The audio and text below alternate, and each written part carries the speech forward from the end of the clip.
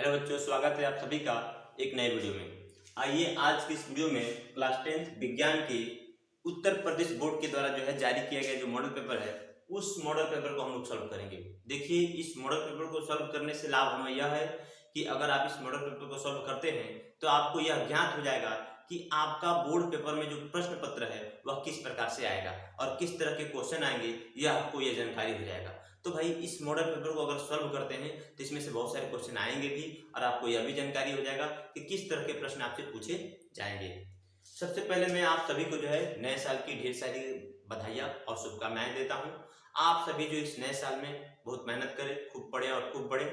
मैं भगवान से प्रार्थना करता हूँ कि आप सभी का भविष्य उज्जवल हो और आप सभी जो है नंबर 1 बढ़े पढ़ाई के क्षेत्र में। ठीक है, तो चलिए हम लोग समय को ध्यान में रखते हुए जो है हम लोग अपने टॉपिक की तरफ बढ़ते हैं और प्रश्न पत्र को देखते हैं कि किस किस तरह से जो है प्रश्न पत्र को इसमें प्रश्न को पूछा गया है। ठीक है, आइए पहला पेज है यहाँ पे, जैसे कि देख लीजिए। आपको पता है शुरू के लगभग 20 बहुविकल्पी प्रश्न होते हैं। उन सभी बहुविकल्पी प्रश्नों को पहले हम लोग पढ़ते हैं। चलिए हम लोग जूम करके पहले देखते हैं कि भाई किस तरह के बहुविकल्पी प्रश्न यहाँ पे पूछे गए हैं। ठीक है, चलिए ये हमारा पहला बहुविकल्पी प्रश्न यहाँ पे आपको दिख रहा होगा। ठीक है, पहला बहुविकल्पी प्रश्न आपको दिख रहा होगा। यहाँ पे दिया हुआ है पहला कि दो पृष्ठों से घिरा हुआ कोई पारदर्शी माध्यम जिसका एक या दोनों पृष्ठ गोलीय है। आप पढ़े होंगे कि दो पृष्ठों से जो घिरा हुआ पारदर्शी माध्यम होता है जिसका एक या दोनों पृष्ठ क्या होते हैं, गोलीय होते हैं, उसे हम लोग लेंस कहते हैं। परिभाषा आप लेंस का याद किए होंगे तो आपको जानकारी होगा कि दो पृष्ठों से घिरा हुआ कोई पारदर्शी माध्यम, दो पृष्ठ होगा घिरा हुआ पारदर्शी माध्यम है, दोनों गोलीय है, चाहे एक गोलीय मान लीजिए, एक सीधा है। ऐसे ये एक गोलीय पृष्ठ है, एक सीधा है, तभी भी क्या कहलाएगा, लेंस कहलाएगा। वही परिभाषा यहाँ पे लिखा गया है कि एक या दोनों पृष्ठ गोलीय हो, एक या दोनों पृष्ठ क्या हो, गोलीय हो कहलाता है। क्या कहलाता है, क्या कहलाएगा, गोलीय दर्पण कहलाएगा, त्रिज्या कहलाएगा, गोलीय लेंस कहलाएगा, समतल दर्पण कहलाएगा। तो भाई लेंस कहलाएगा, गोलीय लेंस कहलाएगा। ठीक है, ये आपका पहले क्वेश्चन का आंसर सी नंबर सही होगा। आगे देखते हैं, दंत विशेषज्ञ मरीजों के दांतों का बड़ा प्रतिबिंब देखने के लिए किस दर्पण का इस्तेमाल करते हैं या किस दर्पण का उपयोग करते हैं। तो ध्यान रखिएगा, जो दंत विशेषज्ञ होते हैं जिनको हम डेंटिस्ट कहते हैं, ये लोग क्या करते हैं, दांत का बड़ा प्रतिबिंब देखने के लिए ये सामान्यतः जो है अवतल दर्पण का उपयोग करते हैं। किस दर्पण का उपयोग करते हैं, अवतल दर्पण का। जो उनके हाथ में चम्मच की तरह जो होता है दर्पण, वह एक तरह का अवतल दर्पण होता है। और वह अवतल दर्पण क्या करते हैं, उसमें देख करके टार्च की सहायता से उसको बाल करके क्या करते हैं, टार्च को जला करके उसको आसानी से बड़ा प्रतिबिंब उसमें देख लेते हैं और उनको पता चल जाता है कि दांत कितना खराब और कितना खराब नहीं है। ठीक है, तो भाई दंत विशेषज्ञ अवतल दर्पण का इस्तेमाल करते हैं। क्यों करते हैं, क्योंकि जो अवतल दर्पण होता है वो क्या करता है, वस्तु का आभासी बड़ा और सीधा प्रतिबिंब बनाता है। आभासी का बड़ा और सीधा प्रतिबिंब बनाने का काम करता है। ये बात ध्यान रखिएगा, हमेशा आभासी बड़ा नहीं बनाता है, लेकिन कुछ ऐसा स्थिति जैसे कि प्रकाशीय केंद्र और जब फोकस के बीच वस्तु को रखते हैं तो आभासी बड़ा और सीधा प्रतिबिंब उसके द्वारा बनाया जाता है, इसीलिए उसका इस्तेमाल यहाँ पे किया जाता है। ठीक है, तीसरा क्वेश्चन में ये देखते हैं, तीसरा क्वेश्चन क्या कर रहा है। ठीक है, देखिए तीसरा क्वेश्चन क्या लिखा है। तीसरा क्वेश्चन लिख रहा है कि किसी उत्तल लेंस के सामने 2f और अनंत के बीच कोई बिंब या वस्तु रखा गया है, इसका प्रतिबिंब बनेगा। कोई उत्तल लेंस है, मान लीजिए आपके कोई उत्तल लेंस है। ठीक है, और ये उत्तल लेंस आपको पता है यहाँ पे प्रकाशीय केंद्र होता है, यहाँ पे f1 होता है, यहाँ पे 2f1 होता है और इधर अनंत होता है। इधर f2 होता है, इधर 2f2 होता है और इधर अनंत होता है। वस्तु कहाँ रख रहा है, 2f अनंत के बीच। मान लीजिए 2f1 है और यहाँ पे अनंत है, इधर वस्तु को रखा गया यहाँ पे। तो जब यहाँ पे वस्तु को रखते हैं तो प्रतिबिंब कहाँ बनता है, आपको पता होगा। जब वस्तु को अनंत पे रखते हैं तो f2 पर बनता है, और जब वस्तु को अनंत और 2f1 के बीच रखते हैं तो प्रतिबिंब कहाँ बनेगा, f2 और 2f2 के बीच, यहाँ पे बनेगा। ठीक है, वास्तविक बनेगा, उत्तल लेंस है तो वास्तविक बनेगा। जब वास्तविक बनता है तो आपको पता है उल्टा बनता है। कैसा बनेगा, उल्टा बनेगा। अच्छा, जब f2 को बनता है तो बिंदु आकार का बनता है, और जब f2 बनेगा तो बिंदु आकार का, और जब f2 और 2f2 के बीच बनेगा तो छोटा बनेगा, वस्तु से कैसा बनेगा, छोटा बनेगा। तो ये प्रतिबिंब की प्रकृति हो गया, वास्तविक बनेगा, उल्टा बनेगा और छोटा बनेगा। तो ये ऑप्शन देखते हैं, वास्तविक, उल्टा और छोटा। पहला ऑप्शन ही सही है, बाकी यहाँ पे अन्य गलत है। वास्तविक, उल्टा और बड़ा, ये भी नहीं बनेगा। आभासी, उल्टा, भाई जब आभासी बनता है तो सीधा बनता है, ये ऑप्शन ऐसे ही गलत हो जाएगा। आभासी, सीधा और बड़ा, ये बनता ही नहीं है, क्योंकि भाई ये क्या है, वस्तु को जब हम अनंत और 2f1 के बीच रखेंगे तो हमेशा जो प्रतिबिंब होगा f2 और 2f2 के बीच ही बनेगा, वास्तविक बनेगा, उल्टा बनेगा और वस्तु से छोटा बनेगा। ठीक है, तो तीसरा ऑप्शन का पहला हमारा तीसरा क्वेश्चन का पहला ऑप्शन सही होगा यहाँ पे। ठीक है, चौथा क्वेश्चन में आते हैं और चौथा क्वेश्चन देखते हैं क्या है। ये चौथा क्वेश्चन देखिए, यहाँ से इसको नीचे लाते हैं। ठीक है, चौथा क्वेश्चन देखिए बाबू, यहाँ पे दिया हुआ है मानव नेत्र अभिनेत्र लेंस की फोकस दूरी को समायोजित करके विभिन्न दूरियों पर रखी वस्तुओं को फोकसित कर सकता है, ऐसा हो पाने का कारण है। क्योंकि जो मानव का नेत्र है, अभिनेत्र लेंस क्या करता है भाई, फोकस दूरी को अलग अलग फोकस दूरी पर क्या करी रखी वस्तु को वो आसानी से देख लेता है।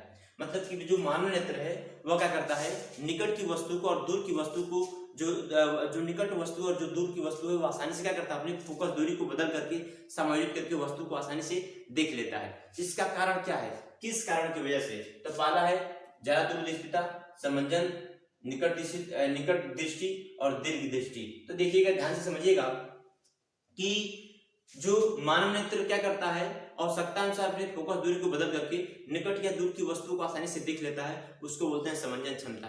क्या बोलते हैं? समंजन क्षमता।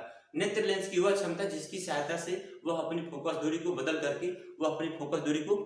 करके क्या करे भाई, वस्तु को देख ले, स्पष्ट देख ले, उस क्षमता को बोलते हैं समंजन क्षमता। तो ऑप्शन नंबर बी यहाँ पे सही होगा हमारा, ऑप्शन नंबर बी सही होगा। पांचवा का क्वेश्चन देखते हैं। पांचवा का है कि कॉलम ए में दी गई राशियों का सुमेलन कॉलम बी में दी गई असहाय मात्रकों से कर सही विकल्प चुनिए। कह रहे कि यहाँ पे कॉलम ए और बी में एक तरफ राशि दिया है, एक तरफ मात्रक दिया है, इन दोनों को मिलाना है। अब तो विकल्प चुनना है कि ए सही है कि बी सही है कि सी सही है कि डी सही है। सही विकल्प हमें इसमें से चुनना है। तो सबसे पहले हम क्या करते हैं, इसको मिलान कर लेते हैं। विभवांतर का जो असहाय मात्रक होता है वोल्ट होता है, विद्युत धारा का जो असहाय मात्रक होता है एम्पियर होता है, विद्युत शक्ति का जो असहाय मात्रक होता है वाट होता है, और प्रतिरोध का जो असहाय मात्रक होता है ओम होता है। तो भाई पहला का चौथा सही है, पहला का चौथा सही है, ठीक है भाई। दूसरा का पहला सही है, दूसरा का पहला, तो दूसरा का दूसरा दिया, ये भी ऑप्शन गलत हो जाएगा। ये पे पहला का चौथा, तो भाई पहला का चौथा, बी वाले में पहला का पहला है, सी वाले में पहला का पहला दिए, दोनों ऐसे ही गलत हो जाएंगे। डी वाले में पहला का चौथा है, ठीक है, दूसरा का पहला है, दूसरा का पहला है, तीसरा का दूसरा है, तीसरा का दूसरा है, चौथा का तीसरा है, चौथा का तीसरा, मतलब कि हमारा डी ऑप्शन यहाँ पे सही होगा। ऑप्शन नंबर डी सही होगा, पांचवा का डी ऑप्शन सही होगा, ठीक है। अच्छा, छठवां क्वेश्चन में देखते हैं क्या है। इसको हम लोग स्क्रीनशॉट ले लीजिए आप इसका, ठीक है, मिटाते हैं इसको हम यहाँ पे। तो भाई पांचवा का डी ऑप्शन सही होगा, ये ध्यान रखना है। पांचवा का डी ऑप्शन सही होगा, ये ध्यान रखना है, ठीक है। छठवां क्वेश्चन भाई क्या कह रहा है, छठवां क्वेश्चन देखिए ध्यान से यहाँ पे,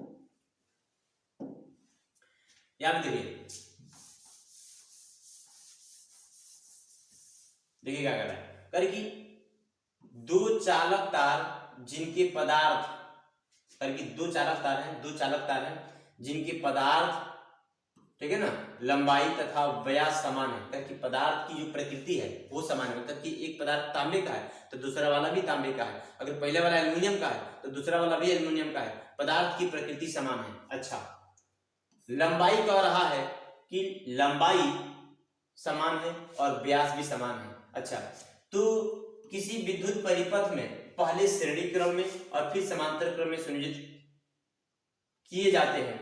श्रेणी और समांतर क्रम संयोजन में उत्पन्न ऊष्मा का अनुपात क्या होगा? कह रहा है कि मान लीजिए एक तार है, तो जब दो तार है मान लीजिए, और दोनों का व्यास समान है, पदार्थ की प्रकृति समान है और लंबाई समान है, मतलब कि उनका प्रतिरोध भी समान है। तो अगर पहले वाले तार का प्रतिरोध मान लीजिए R1 है तो दूसरे वाले का भी क्या होगा, R2 ही होगा। दोनों को एक बार श्रेणी क्रम में और एक बार समांतर क्रम में जोड़ देते हैं। तो मान लीजिए कि एक बार श्रेणी क्रम में जोड़ दिए, ठीक है, तो जब श्रेणी क्रम में जोड़ेंगे दोनों को तो भाई R मिलकर हो जाएगा 2R, तुल्य प्रतिरोध इसका हो जाएगा श्रेणी क्रम का। इसको आप चाहें तो आप किसे दिखा सकते हैं, आप इसको चाहें तो RS से दिखा सकते हैं, RS से, श्रेणी क्रम को सीरीज कॉम्बिनेशन से। अच्छा, अब इसी को एक बार समांतर क्रम में जोड़ दीजिए, 1/R से, मतलब ऐसे जोड़ दीजिए समांतर क्रम में, समांतर क्रम में चलिए जोड़ दिए, R है तो जब जोड़ेंगे तो 1/R प्लस 1/R, इसका तुल्य प्रतिरोध मान लीजिए RP है और ये हो जाएगा 2/r। तो क्या होगा, आरपी का मान निकालेंगे तो आरपी ऊपर जाएगा, तो आरपी बट्टे हो जाएगा, सॉरी आरपी बराबर हो जाएगा r/2। यहाँ पे प्रतिरोध घट जाएगा, यहाँ पे प्रतिरोध 2 गुना होगा, यहाँ पे घट जाएगा। अब क्या बोल रहा है, हमने श्रेणी क्रम का तुल्य प्रतिरोध निकाल लिया, समांतर क्रम का भी तुल्य प्रतिरोध निकाल लिया। अब क्या कर रहा है, अब कह रहा है कि भाई उष्माओं का अनुपात निकालना है, मतलब श्रेणी क्रम में कितना उष्मा उत्पन्न हो रहा है सीरीज कॉम्बिनेशन का, और समांतर क्रम में जो उष्मा निकल रहा है। तो देखिए उष्मा का फार्मूला जानते हैं, H बराबर होता है I² R × T। तो धारा तो दोनों में मान लीजिए समान होगा, समय भी दोनों में क्या होगा, समान होगा। अंतर किसमें है, R के मान में अंतर है, R के मान में अंतर है। तो देखिए यहाँ पे लिख देते हैं I² लिख दीजिए और RS लिख दीजिए और × T लिख दीजिए। बट्टे नीचे उसी तरह से I² RP लिख दीजिए और T लिख दीजिए। T से T कट जाएगा, IS² से I² कट जाएगा, नीचे बचेगा HS/HP बराबर RS/RP। RS का मान कितना है, तो RS का मान है 2R और RP का मान कितना है R/2। R से R कटेगा, 2 ऊपर जाएगा, 4:1, मतलब 4/1 का मतलब क्या, HS/HP का मान आएगा 4/1 और 4/1 का मतलब 4:1, 4/1 का मतलब 4:1। तो ऑप्शन देखते हैं 4:1 हमारा डी वाला ऑप्शन सही होगा, 4:1 डी वाला ऑप्शन सही होगा। कैसे हमने किया है, तो कह रहे कि पदार्थ का प्रकृति समान है, समान पदार्थ है, लंबाई समान है और व्यास समान है, मतलब कि क्षेत्रफल भी बराबर ही होगा दोनों तार का। तो भाई जब ये सब समान हो तो उनका प्रतिरोध समान होगा, सब समान हो तो क्या हो, प्रतिरोध समान होगा। तो पहले वाले तार का जितना प्रतिरोध होगा उतना दूसरे वाले का होगा। तो भाई हमने पहले वाले का R है, R1 माना है, तो भाई इसका वैल्यू R और R2 का वैल्यू कितना हो जाएगा, R हो जाएगा। दोनों को श्रेणी क्रम में तुल्य प्रतिरोध निकालेंगे, दोनों का समांतर क्रम में तुल्य प्रतिरोध निकालेंगे, R/2 आ जाएगा और उसमें 2R आ जा रहा है, इसका 2R आ जा रहा है। अब भाई कह रहा है कि उष्मा का अनुपात, तो उष्मा वाला ये फार्मूला होता है, तो हमने उष्मा का अनुपात के लिए फार्मूला लिख दिया और I दोनों में समान रहेगा, T भी दोनों में समान रहेगा, कुछ परिवर्तन नहीं करना। I से I कटेगा, T से T कटेगा, मान रखेंगे, काटपीट करेंगे तो हमारा 4/1 आएगा, मतलब कि 4:1। ऑप्शन नंबर डी यहाँ पे सही, ठीक है।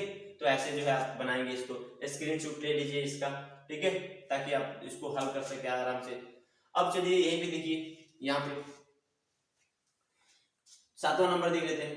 किसी विद्युत धारावाही सीधी लंबी प्रणालिका के भीतर चुंबकीय क्षेत्र का, कि जो विद्युत धारावाही जो प्रणालिका होती है इसके भीतर चुंबकीय क्षेत्र किस प्रकार होता है, तो चुंबकीय क्षेत्र का शून्य होता है, नहीं, भीतर इसके चुंबकीय क्षेत्र शून्य नहीं होता है। इसके सिरे की ओर जाने पर घटता है, अगर क्या सिरे की तरफ जाएंगे तो घटेगा, ऐसा कुछ नहीं है। इसके सिरे की ओर जाने पर बढ़ता है, भाई ऐसा भी नहीं है। सभी बिंदुओं पर समान होता है, भाई इसके भीतर क्या होगा, हर एक बिंदु पर जो है, हर एक बिंदु पर क्या होगा, चुंबकीय क्षेत्र समान होगा, ठीक है। ऑप्शन नंबर डी यहाँ पे सही हो जाएगा, ऑप्शन नंबर डी सही हो जाएगा, ठीक है, ये बात ध्यान रखना है। अब हम लोग 8वां क्वेश्चन में चलते हैं, 8वां क्वेश्चन देख लेते हैं, चलिए बाबू, ठीक है। बेंजीन का संरचनात्मक सूत्र है, देखिए 4 सूत्र यहाँ पे जो है दे दिया है। ये सब जो है ये हमारे द्वारा बनाया गया नहीं है, ये सीधा ऑफिशियल मॉडल पेपर जो है, जो कॉलेज की तरफ से मिला है, या जो कह लीजिए कि जो UPMC है, ठीक है, उत्तर प्रदेश का जो ऑफिशियल वेबसाइट है वहां पर भी सर्च करेंगे तो ये आपको ऑफिशियल पेपर जो है मिल जाएगा, तो वहां से इसको प्राप्त किया गया है, ठीक है बाबू। तो चलिए बेंजीन का संरचनात्मक सूत्र पूछा जा रहा है कि बेंजीन का संरचनात्मक सूत्र देख के बताइए क्या हुआ। तो देखिए उसकी जो उसका सूत्र जो होता है वो होता है C6H6, ये होता है 6 कार्बन होगा और हाइड्रोजन भी होगा, 6 हाइड्रोजन होगा। तो देखिए जो बी वाला ऑप्शन है इसमें 6 से ज्यादा हाइड्रोजन है, ये पहले ही नहीं होगा। इसमें भी देखें तो 8 हाइड्रोजन है, ये भी नहीं होगा, ठीक है। अच्छा अब बच गया हमारा ए वाला और बी, सी वाला, ए और सी में से कोई एक हो सकता है। तब ध्यान से देखिए, यहाँ पे देखिए 6 कार्बन है, 1 2 3 4 5 6, ठीक है भाई। हाइड्रोजन 6 है, 1 2 3 4 5 6, ठीक है। इसमें भी देखें 6 है, लेकिन यहाँ पे देखिए जो डबल बॉन्ड है यहाँ पे दिया है, डबल बॉन्ड यहाँ पे दिया, एक के बाद एक जो है एक अल्टरनेट करके क्या किया है, डबल बॉन्ड लगाया है। और यही हम जानते हैं कि यही क्या है, ये बेंजीन का जो है एक तरह से संरचनात्मक सूत्र है। इसमें एक ही जगह पे 2 को जो है डबल बॉन्ड लगा दिया है, जो हमने आज तक अभी ऐसा जो है पढ़वे नहीं किया है हमने, ठीक है, इसलिए हमारा ये सूत्र नहीं होगा। ऑप्शन नंबर हमारा सी सही होगा, ठीक है। इसको हम ऐसे भी बना सकते हैं, इसको ऐसे भी बना सकते हैं बेंजीन को, ठीक है ना, ऐसे भी बनाया जा सकता है, यह भी बेंजीन का सूत्र है, या कह लीजिए यह भी बेंजीन का सूत्र है, ठीक है। इसको इस तरह भी बनाया जा सकता है, इस तरह भी बनाया जा सकता है, यहाँ पे डबल बॉन्ड लगा कैसे बना सकते हैं, ठीक है। ये भी बेंजीन का सूत्र है, ठीक है बाबू। तो बेंजीन का सूत्र आप ध्यान रखिएगा। अच्छा चलते हैं 9वां क्वेश्चन में। 9वां क्वेश्चन क्या करता है, देखिए। अच्छा तो यहाँ पे सही गलत बताना था ना, तो सही ऑप्शन क्या है, सी ऑप्शन सही है, सी ऑप्शन सही है। तो यहाँ पे दिया है सी ऑप्शन। अच्छा 9वां में आते हैं। 9वां क्वेश्चन क्या कर रहा है देख लीजिए, जूम करते हैं थोड़ा, इसको बड़ा करते हैं, देखिए ध्यान से। अच्छा 9वां क्वेश्चन देखिए बाबू, दिया है कि निम्नलिखित में से समजाति श्रेणी है, क्योंकि कौन सा समजात श्रेणी का है, एक ही श्रेणी का कौन सा इसमें से दिया है। तो देखिए ध्यान से, CH4 है, मेथेन है, एथेन है। तो भाई मेथेन एथेन दोनों एक ही श्रेणी का तो है, दोनों का गुण भी समान है, और देखा जाए तो दोनों एक ही क्लास के लग रहे हैं, एक ही वर्ग के लग रहे हैं, क्योंकि एन लास्ट में मेथेन आ रहा है, एल्केन दोनों है, दोनों ही क्या है, एल्केन है। अच्छा तो ये अगर देखा जाए तो पहला वाला क्या है, समजात श्रेणी का है। दूसरा वाला देखिए CH3OH, CH3COOH, तो देखिए इसमें OH लगा है क्रियात्मक समूह, इसमें COOH लगा है, ये विषम जातीय है, अलग अलग जाति का है, ये समान जाति का नहीं है, इसलिए समान जाति का नहीं, तो ये नहीं होगा। C2H6 ये क्या है, C2H6 ये एथेन है, देखा जाए। ये क्या है, ये आपका एथेन नहीं है, ये आपका मेथनॉल है, क्या है, मेथनॉल है, मेथनॉल, ये अल्कोहल ग्रुप का है, ये क्या है, एल्केन ग्रुप का है। दोनों में अलग अलग है, समजात है ये भी, सो ये भी समजात है, क्या है, विषम जात का है। अच्छा इसमें देखिए OH लगा है, इसमें भी OH लगा है, ठीक है, ये मेथनॉल है, ये एथनॉल है, दोनों समान जात का है, दोनों क्या समान जात का। तो पहला और चौथा दोनों समान जात का है, तो देखिए पहला और चौथा जो है किसमें दिया है, पहला और चौथा बी वाले में दिया है, पहला और चौथा, तो बी ऑप्शन हमारा यहाँ पे सही हो जाएगा, बी ऑप्शन सही हो जाएगा। तो 2 ऑप्शन सही है, तो बी हमारा ऑप्शन यहाँ पे सही हो जाएगा, ठीक है बाबू। ये क्वेश्चन ध्यान रखना है। एक बार देख लेते हैं कि वीडियो में साफ दिख रहा है कि नहीं दिख रहा है, ठीक है। दिख रहा है, हम लोग थोड़ा और जूम कर देते हैं इस क्वेश्चन को, ठीक है बाबू। चलिए इसको पहले मिटा देते हैं, हमारा ऑप्शन नंबर बी सही होगा, ये बात हमें ध्यान रखना है, ठीक है। अच्छा अब हम लोग चलते हैं 10वां क्वेश्चन की तरफ, ठीक है। आइए 10वां क्वेश्चन देखते हैं। 10वां क्वेश्चन क्या कर रहा है ये देखिए, थोड़ा बड़ा रखेंगे तो ठीक रहेगा, जूम रखेंगे, जितना जूम रखेंगे उतना अच्छा रहेगा, ठीक है बाबू। अच्छा आइए देखिए क्वेश्चन क्या कर रहा है, पृथ्वी की भूपर पट्टी, सॉरी इधर आ जाओ भाई, इसको हमें यहाँ पे पेन पे करना पड़ेगा। ये देखिए यह यहाँ पे पृथ्वी की भूपर पट्टी में प्राकृतिक रूप से पाए जाने वाले तत्वों या यौगिकों को कहते हैं, क्या कहते हैं भाई, अयस्क कहते हैं, गैंग कहते हैं, खनिज कहते हैं, धातु कहते हैं। तो देखिएगा आप पढ़े होंगे कि पृथ्वी की जो ऊपरी परत है, जो भूपर पट्टी होती है, जो ऊपरी परत होती है, वहां पे जो भी तत्व या यौगिक पाए जाते हैं उनको हम खनिज कहते हैं, क्या कहते हैं, खनिज कहते हैं। तो ऑप्शन नंबर हमारा सी सही हो जाएगा, क्या हो जाएगा, ऑप्शन नंबर सी सही हो जाएगा, ठीक है।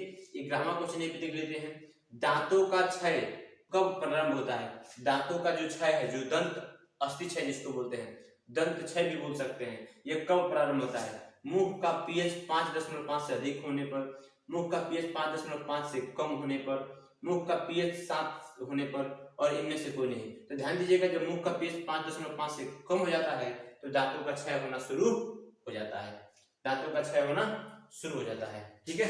ये बातें ध्यान रखनी है, ठीक है बाबू। अब चलते हैं 12वां क्वेश्चन की तरफ।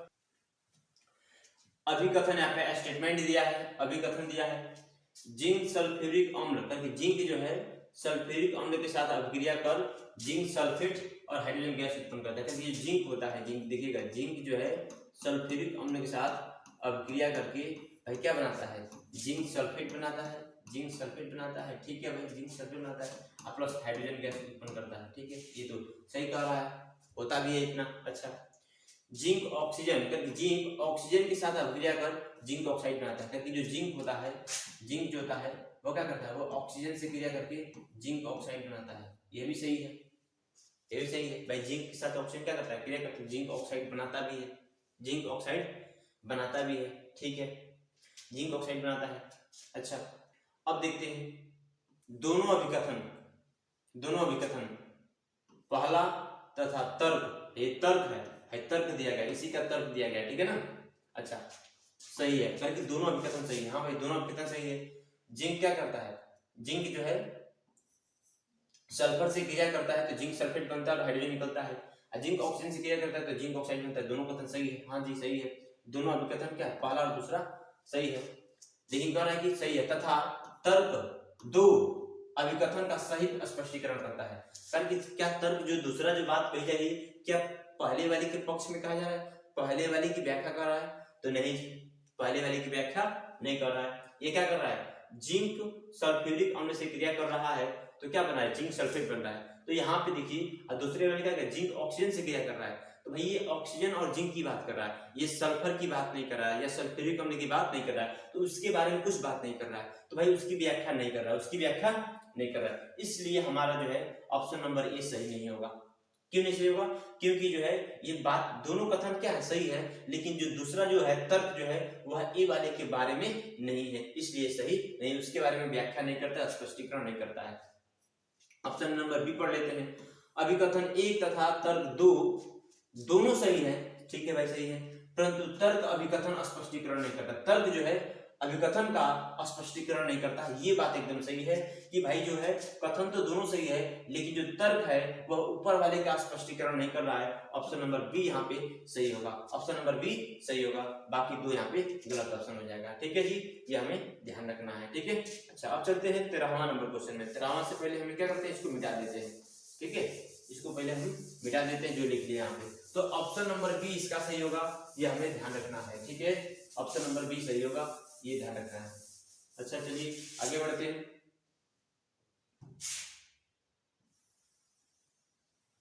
13 नंबर क्वेश्चन देख लीजिए क्या कह रहा है। ये है 13 नंबर।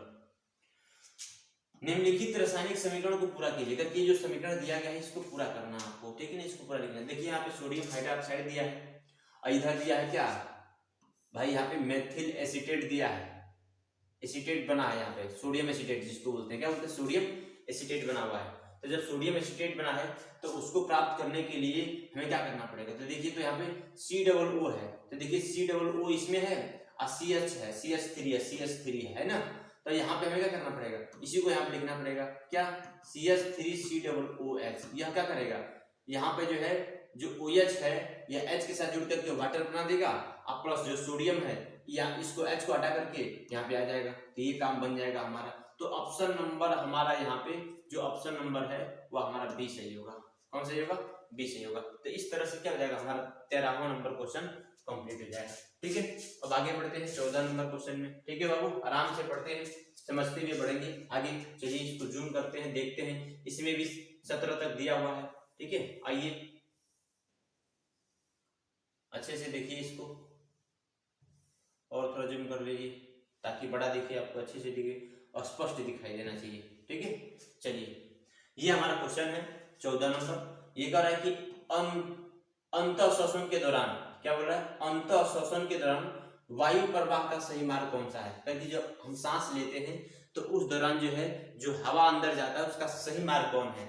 ठीक है, नसा द्वार सही है भाई, नाक का जो द्वार से नसा द्वार करते हैं। कंठ भाई, पहले कंठ नहीं आता है, पहले कंठ नहीं आता है, पहले ग्रसनी आएगा, फिर से कंठ आएगा, फिर श्वास में जाएगा तब फेफड़ा आएगा। तो ये ऑप्शन हमारा ये गलत है, सही मार्ग नहीं है। दूसरा है नसा मार्ग, भाई नसा मार्ग नसा द्वार के बाद आता है, ये भी गलत दिया है।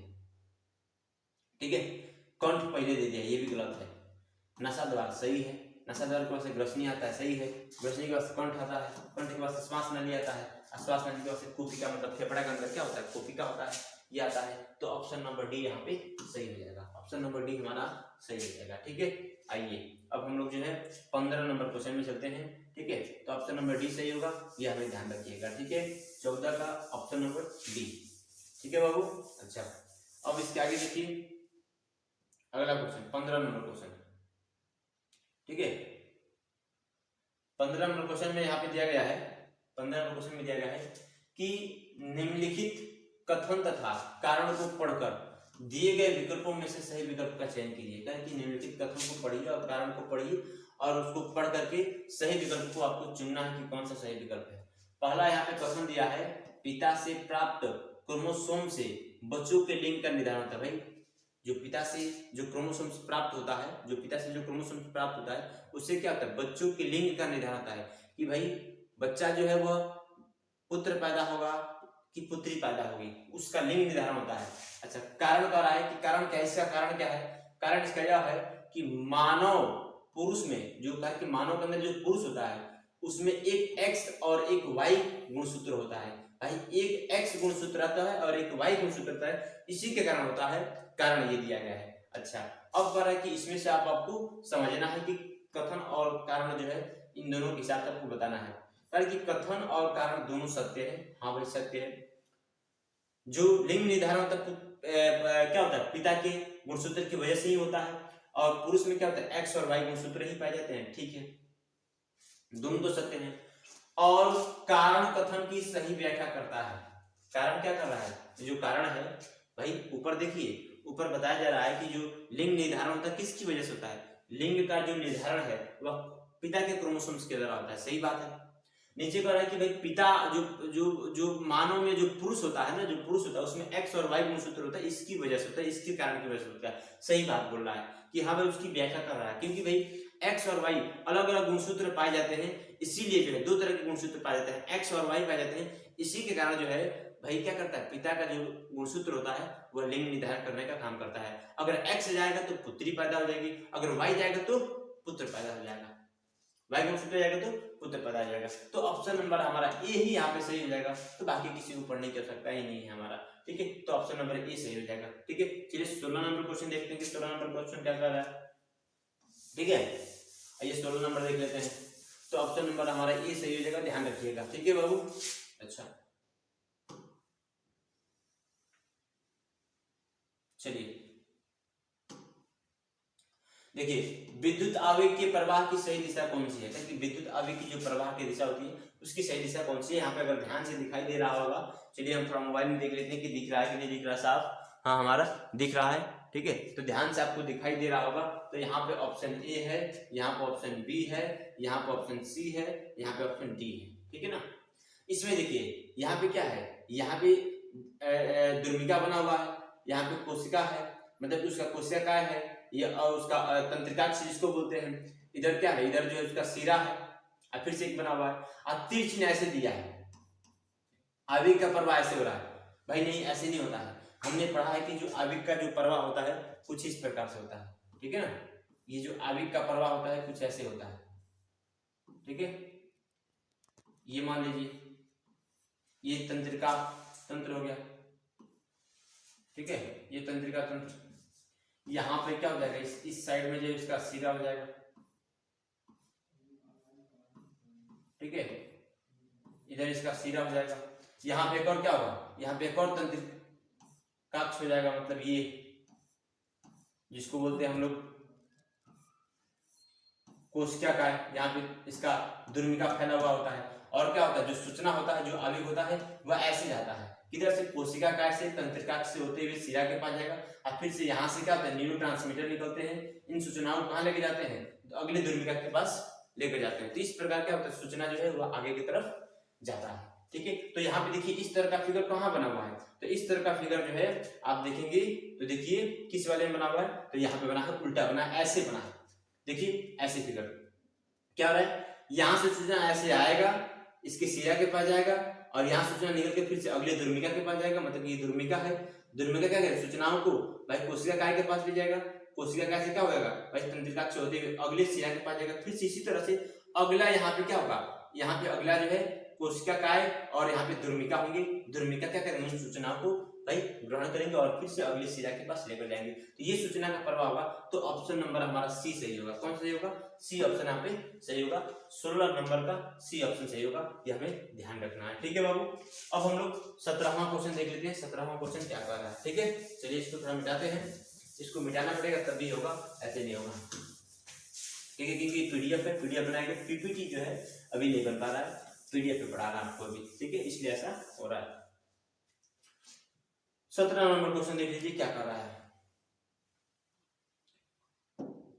17 नंबर कह रहा है कि थायरॉक्सिन के बारे में कौन सा कथन सही नहीं है, क्योंकि थायरॉक्सिन के बारे में कौन सा कथन सही नहीं है, 4 को कथन दिया हुआ है, एक कथन इसमें से असत्य है, उस असत्य कथन को हमें बताना है। थायरॉक्सिन के संश्लेषण के लिए लौह आवश्यक होता है, भाई लोहे की आवश्यकता होती है क्या, थायरॉक्सिन को बनने के लिए लोहे की आवश्यकता नहीं होती है, थायरॉक्सिन को बनने के लिए आयोडीन की आवश्यकता होती है। किसकी होती है? आयोडीन की आवश्यकता होती है। और थायराइड हार्मोन कहा जाता है और थायराइड ग्रंथि से स्रावित होता है, आपको पता होगा। ठीक है, कारण कि यह शरीर की कार्बोहाइड्रेट, प्रोटीन और वसा के उपापचय के का नियमन करता है। भाई हाँ जी, ये जो थायरॉक्सिन जो हार्मोन होता है हम लोग के शरीर के अंदर जो उपापचय क्रिया होती है, उन सभी उपापचय क्रियाओं को कंट्रोल करने का काम करता है। बहुत महत्वपूर्ण हार्मोन है। अगर यह गड़बड़ हो जाए तो हमारे शरीर की जो उपापचय क्रिया होती है वह गड़बड़ा जाती है, जिसकी वजह से सही से ढंग से पाचन या अन्य क्रियाएं जो है अच्छे से नहीं हो पाती हैं। ठीक है, सी नंबर जो है, थायरॉक्सिन के संश्लेषण के लिए थायराइड ग्रंथि को आयोडीन की आवश्यकता होती है। किसकी आवश्यकता होती है? आयोडीन की आवश्यकता होती है, ध्यान रखिएगा, लोहे की आवश्यकता नहीं होती है। थायरॉक्सिन को थायराइड हार्मोन भी कहते हैं। तो 3 ऑप्शन सही है, पहला ऑप्शन ही गलत है, क्योंकि लोहे की आवश्यकता हमें नहीं होती है, लोहे की आवश्यकता नहीं होती है। ठीक है, ये बात ध्यान रखना। 17 का ए नंबर ही ऑप्शन हमारा सही हो जाएगा। अब हम चलते हैं भाई अगले पेज में, अगले क्वेश्चन को देखते हैं। 18 नंबर क्वेश्चन और 19 और 20 इसी में दे दिया है। ठीक है ना, 18, 19, 20 इसी में दे दिया है। इसको हम खत्म करते हैं इसी पेज से। ठीक है बाबू, देखिए और थोड़ा जूम कर दे, यहाँ पे बड़ा कर दिए। देखिए ध्यान से इस फिगर को, फिगर के साथ प्रश्न दे रखा है इस बार मॉडल पेपर में। तो फिगर के साथ मॉडल पेपर में दिया है, इसका मतलब हो सकता है कि भाई फिगर भी आ जाए आपका जीव विज्ञान का। ठीक है, ये भी आ जाए। तो देखिए निम्नलिखित चित्र में भाग ए बी सी किस क्रम में होते हैं? क्योंकि भाग ए बी सी देखिए यहाँ पे ए, यहाँ पे दिखाया गया ये वाला भाग को दिखा रहा है, आगे वाले भाग को। ठीक है, बी वाला जो है, ये बी वाला पार्ट इसको दिखा रहा है, ये जो बना हुआ है इस ये काला सा जो है ऐसे। सी वाला क्या कर रहा है? सी वाला पीछे वाला पार्ट को दिखा रहा है यहाँ पे। तो देखिए भाई सामने से समझिएगा, ये एक तरह से ये बीज की एक संरचना है। किसकी संरचना? बीज के भीतर की संरचना होता है। तो देखिए पहले समझ लीजिए यहाँ पे कि ये जो सामने का जो भाग है, ये ऊपर का जो भाग है, इसको बोलते हैं प्रांकुर बोलते हैं। क्या बोलते हैं? प्रांकुर। पीछे जो निकलता है नीचे की तरफ उसको मूलांकुर बोलते हैं। क्या बोलते हैं? मूलांकुर। सब बातें खत्म हो जाएगा अभी ये जो है इसको बीजपत्र बोलते हैं, बीजपत्र बोलते हैं। अब आपको देखना है कि ए, पहले ए आता है, फिर बी आता है, फिर सी आता है, ए बी सी। इस क्रम में कौन है? प्रांकुर, उसके बाद से बी नंबर बीजपत्र, सी नंबर मूलांकुर। तो देखिए इस क्रम में कौन है? प्रांकुर। देखिए यहाँ पे बीजपत्र दिया, ये ऑप्शन गलत हो जाएगा। पहले हमें ए चाहिए, ए मतलब प्रांकुर, ए मतलब प्रांकुर, तो प्रांकुर पहले चाहिए। ठीक है, उसके बाद से क्या चाहिए? बीजपत्र चाहिए, तो मूलांकुर दिया, ये भी ऑप्शन गलत है। प्रांकुर चाहिए, बीजपत्र चाहिए, मूलांकुर चाहिए, ऑप्शन नंबर सी सही है।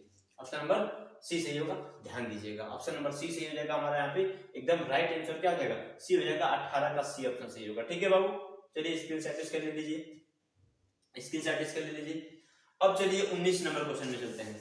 19 नंबर क्वेश्चन देखते हैं कि 19 नंबर क्वेश्चन क्या है। ठीक है, आइए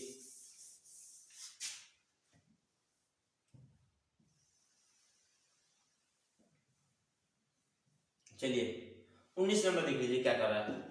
19 नंबर यहाँ पे दिया हुआ है कि जनन की अलैंगिक विधि से उत्पन्न संतान में परस्पर अधिक समानता होती है, क्योंकि भाई आपको पता है कि जनन के जो है अलैंगिक जन से जो उत्पन्न संतान होते हैं वह हूबहू क्या होता है? अपने जनक के समान होते हैं, और साथ में जनक के समान होते हैं, और साथ में आपस में भी समान होते हैं, तो भाई उनको क्या कहते हैं? क्लोन कहा जाता है। वो अपने जनक के समान होते हैं, इसलिए क्या कहते हैं? उनको क्लोन कहते हैं, जीरोक्स कॉपी कहा जा सकता है। तो कह रहा है कि भाई अधिक समान होते हैं। क्यों होते हैं ऐसे? समानता इनमें क्यों पाई जाती है?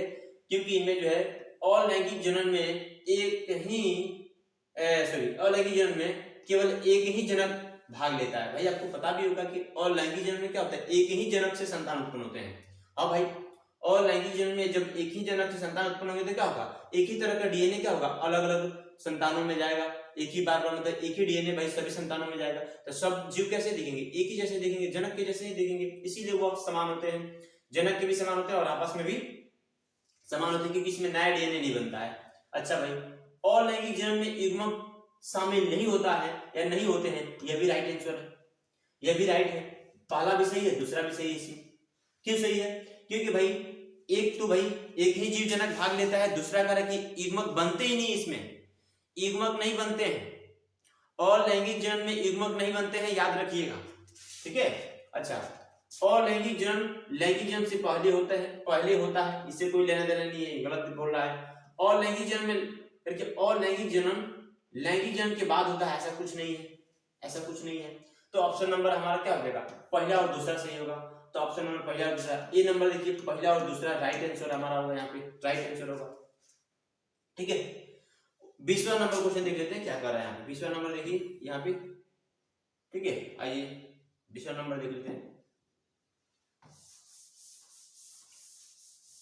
करेगी, एक आहार श्रृंखला में तीसरे कोशीय स्तर पर हमेशा कौन होता है? करेगी, तीसरे कोशीय स्तर पर कौन हो सकता है? तो जैसे कि मान लीजिए अगर एक हम कोई मान ले कोई आहार श्रृंखला मान लीजिए यहाँ पे घास है, यहाँ पे क्या है, कोई टिड्डा है, ठीक है, कोई टिड्डा मान लीजिए यहाँ पे, ठीक है, टिड्डा को मान लीजिए मेढक खा गया, मेढक को मान लीजिए सांप खा गया, सांप को कौन खाता है? बांस खा जाता है, कौन खाता है? बांस, या मोर खा जाता है, बांस भी खा जाएगा, मोर भी खा सकता है। तो देखिए ध्यान से यहाँ पे क्या होगा, हम क्या बोलेंगे, इसको प्रथम प्राथमिक पोषक बोलेंगे, इसको द्वितीयक बोलेंगे, इसको तृतीयक बोलेंगे। तो तृतीयक पोषक क्या होता है? तो तृतीयक पोषक के हमेशा जो है यहाँ पे ऑप्शन देखिए, मांसाहारी प्राणी, शाकाहारी प्राणी, तो शाकाहारी तो ये होगा यहाँ पे। अब घटक तो हो नहीं सकता, उत्पादक किसे कहते हैं? घास को उत्पादक कहते हैं। अब घटक का मतलब कि जो सड़ाने गलाने काम करते हैं, सड़ाने गलाने का कोई यहाँ पे कोई है नहीं, तो भाई डी नंबर होबे नहीं करेगा और सी नंबर होबे नहीं करेगा। शाकाहारी भी नहीं होगा क्योंकि तीसरे पोषीय स्तर की बात करें, तीसरे पर, तो भाई मांसाहारी प्राणी होगा। क्या होगा? मांसाहारी प्राणी होगा, क्योंकि शाकाहारी तो पहला वाला ही होगा, प्राथमिक जो पोषक होगा वही क्या हो जाएगा, जो प्राथमिक पोषी होगा वही क्या हो जाएगा, एक तरह से समझ लीजिएगा, एक तरह से शाकाहारी हो जाएगा। लेकिन मांसाहारी कौन होगा? तीसरा वाला मांसाहारी हो सकता है, ये मांस खा सकता है, या इसकी जगह पर कोई दूसरा जानवर आ सकता है जो केवल मांस खाता हो, मतलब कि बाज भी खा सकता है, या इसको कोई अन्य जानवर भी इस मेढक को खा सकता है। ठीक है, यह बात ध्यान रखना है। ठीक है, तो इस तरह से हम क्या कर सकते हैं, ये हमारा 20 प्रश्न यहाँ पे खत्म हुआ है। ठीक है, इसके बाद देखिए, इसके बाद जो है हम लोग आगे बढ़ते हैं, अगला क्वेश्चन जो है यहाँ पे देखते हैं। 20 प्रश्न बहुविकल्पी होता है। इसके बाद से अगर आते हैं तो आपका जो है अब आ जाता है फिजिक्स का, जो 2-2 नंबर के या 4-4 नंबर के जो प्रश्न दिया गया है वो प्रश्न आपका दिया हुआ है। ठीक है, तो हम इस प्रश्न को फिजिक्स, केमिस्ट्री, बायोलॉजी को, ठीक है, इन सबको जो है एक अलग आगे और इसका वीडियो बनाएंगे, वहां पर इसको देखा जाएगा, क्योंकि ये वीडियो काफी बड़ा हो जाएगा और हमारे मोबाइल में थोड़ा सा स्टोरेज का प्रॉब्लम है, इसलिए हम बहुत बड़ा वीडियो जो है नहीं बना पाते हैं। तो अब हम क्या करेंगे, अगले वीडियो में इसको लेकर आएंगे आप सभी के लिए। बहुत आसान सा क्वेश्चन दिया हुआ है, देख सकते हैं आप। ठीक है, ऐसे ही जो है केमिस्ट्री में भी दिया है, केमिस्ट्री में भी नीचे दिया है। ठीक है, और इसके आगे जो है आपका बायोलॉजी में दिया है। तो हम क्या करने वाले हैं, अगले वीडियो में फिजिक्स, केमिस्ट्री, बायोलॉजी, नहीं तो फिजिक्स और केमिस्ट्री को एक साथ, बायोलॉजी को अलग बना देंगे, तो 2 वीडियो और बनेगा, जैसे कि ये आपका पूरा एकदम कंप्लीट हो जाएगा। तो मैं आपको इस पूरे मॉडल पेपर का जो है एकदम आंसर प्रोवाइड कराऊंगा, आप बस एक एक क्वेश्चन को तैयार करते जाइए, और मैं आपसे वादा करता हूँ कि अगर आप अच्छे से तैयार कर लेते हैं तो आप किसी भी क्वेश्चन को आप छोड़ेंगे नहीं और बहुत आसानी से कर जाएंगे। और देखिए, मॉडल पेपर पढ़ने से फायदा ये है, आंसर पढ़ने से फायदा ये है कि आपको ये पता चल जाता है कि किस तरह से आपसे प्रश्न जो है एग्जाम में पूछे जाएंगे, आइडिया आपको मिलता जाता है। और आप पहली बार एग्जाम में बैठने जा रहे हैं, बोर्ड एग्जाम में, तो ऐसे आपके अंदर बहुत सारा डर होता है, डरने की आवश्यकता नहीं है, बस आप क्वेश्चन को अच्छे से करते जाइए, और हम उम्मीद दिलाते हैं आपको कि आप जो है बहुत अच्छा करेंगे एग्जाम में। तो बस आपको ईमानदारी से पढ़ने की आवश्यकता है।